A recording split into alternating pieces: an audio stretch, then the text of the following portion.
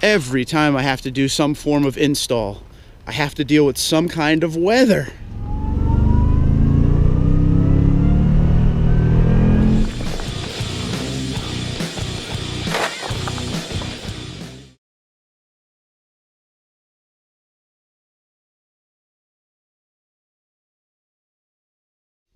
Good morning, everyone, and welcome to Castle Day Tundra. Today, I am doing an install that you have asked me about every single live stream for probably about the past 5. And I'm putting in the ESP storage box, the plastic storage container for under the rear seats in the back of the CrewMax. We're doing that today. We're doing that right now. It just started snowing. I don't care. Me and Rich from Beeline Apparel, we're going out there and we're going to cut into the truck. We're going to cut into the truck and we're going to put this storage bin in and we're going to see how the installation goes, if there's any issues, if there's any problems. This storage bin can fit 2014 to 2018 Toyota Tundras. And it's about $200. You could get the part on sparksparts.com. Don't forget to use the promo code TundraDude34. Save yourself 5% today and every day. So now we will dress up nice and warm and go outside and put this thing in. Again, hopefully no problems, and I will show you everything along the way. And then at the end, we will come back here and talk about how the installation went. See you in a minute. Step number 1 of the process is we're going to be cutting out this template that comes on the box, if you could see. This is what you need to line everything up when you're putting in and doing the cutting of the storage box.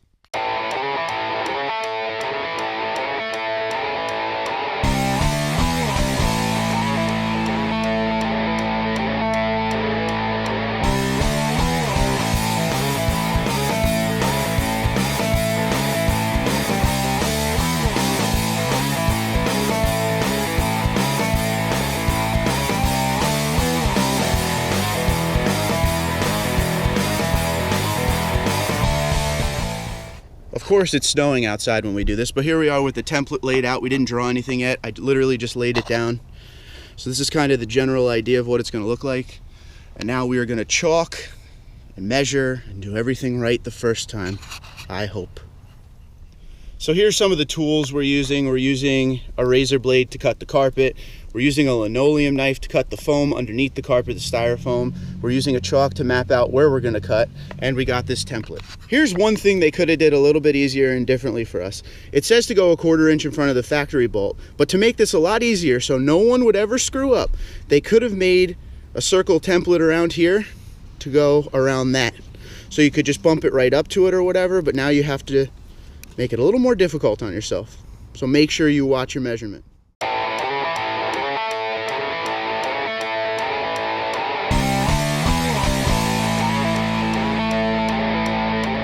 Just another quick issue we're facing is with the actual seat bracket itself and not the bolt. Because it bulges, it leaves like a little bit of a gap here. So just be careful when you're laying this thing out so you get your measurements right. Measure twice, cut once. But if they would have just cut this out for the whole bracket, it would have been a lot easier. So as per the installation video, they say to cut on the outside of the chalk for snug fit. So here we go with the cutting process.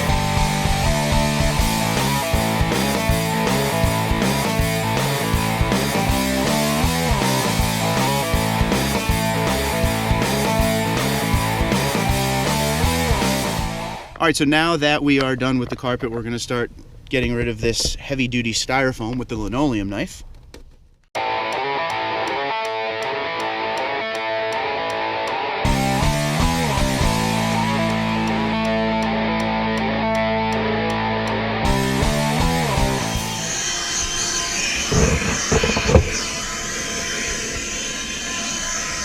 So the next step is to take the carpet and we got to peel off the back to put down into the holes before we put the storage bin in.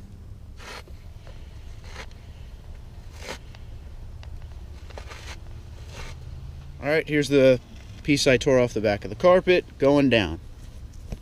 Little insulation there.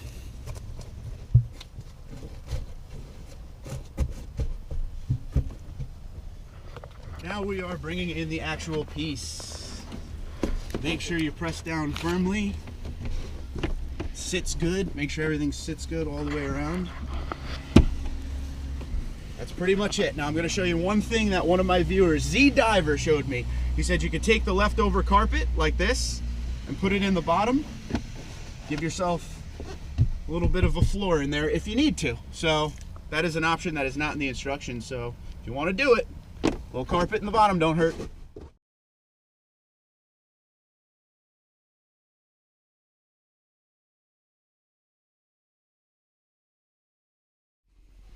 I got to tell you, if you don't have one of these in your life, you need to get one.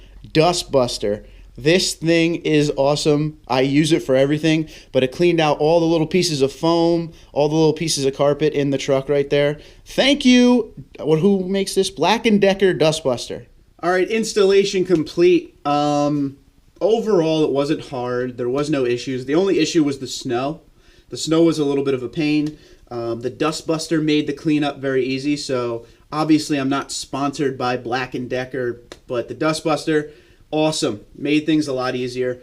Everything, went like I thought it would. There's a couple things I would definitely have done differently. As far as the ESP setup goes, they send the piece in, obviously, a big cardboard box, and then you have to cut out your own template and use that, to draw your lines and everything. My only issue with that is two things. Number one, the box that the part came in was damaged. I guess in shipping it got damaged. So that made the template a little weird on the end. And, we figured it out. It wasn't hard or anything. But they should probably just send maybe a little heavier duty cardboard template maybe inside the bag that the actual piece came in and not the box that they're shipping it in. That was kind of one of my things, just because you're cutting into a $50,000 truck. You don't want to mess up. That was my biggest thing. I didn't want to cut wrong. We didn't want to have any issues. Number two is when you lay the template down onto the area where you're going to do the cutting, you're measuring a 1/4 inch off of the actual bolts that are, holding the rear seat in. But you still have to deal with the bulge from the actual bracket. So they should set up like a template that'll fit around those seat brackets just to make sure that there's no issue. Now, everyone, we figured it out. Anyone can figure it out. But you really want to make it so it's just a nice, easy, solid process with no possibility of anything going wrong. Again, cutting into the truck was something I was not looking forward to. I was thinking about all the things that could go wrong, but again, it was pretty easy. The linoleum knife did a good cut. The razor blade was very easy. We did the thing that one of my followers, Z Diver, told me to do. We put the carpet squares that we cut out that were pretty much going to be useless, and we put them into the bottom of the actual storage box just to leave them in there. What's really good about that, and thank you Z Diver for that great idea, is if you lay tools or anything in there, they won't rattle around when you're driving because the carpet will keep them stationary and not moving around as much. So that's definitely a good thing. But to go over the install, it was, we were trying to do it out there with the snow coming down and everything. I didn't really talk it through so good. So let me just go over. It was everything you saw us do. Okay. We cut out the template on the box. We laid the template down. We did the drawing with the chalk. We cut to the outside of the drawing with the chalk, with the razor blade to get the carpet out of there. Then we used the linoleum knife to cut through the styrofoam. Done deal. Then we ripped the insulation, I guess you would call it, off the back of the carpeting to lay down before we put the actual storage box in. We put the storage box in, then we laid the little carpet squares because Z Diver told me to, inside the actual plastic storage unit. Done deal. That was it. So thank you, ESP. It's a nice product. It's heavy, it's built good. It's, heavy duty plastic. I even put the seats down and sat to make sure that it wouldn't make the seating position weird or anything like that. You could tell that it fits down into the holes really well. So it's not going to flop around or move or anything like that. It's a good design. It's easy instructions. It's easy to follow. My only issue, again, is that template. They got to work on that template and everything will be bueno. The part, like I said, is around $200. Again, Sparks Parts. Tundra Dude 34 promo code saves you 5%. So, yeah, that part is easy. Again, ESP, thank you. And they also offer 2 other storage bins at ESP. One is an aluminum box that has locking tops. It's just like that, but it's aluminum and it has covers that lock.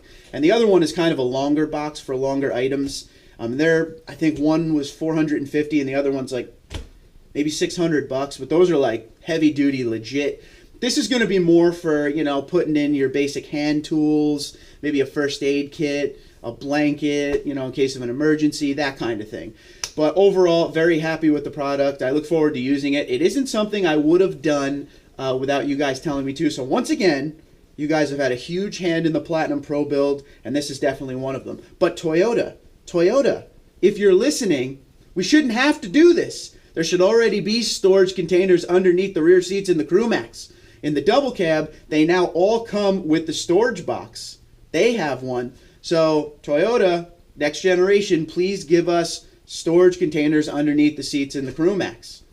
Because I know there are other people like me that don't want to go cutting into the carpet and the insulation and the foam in their very expensive Toyota Tundra truck.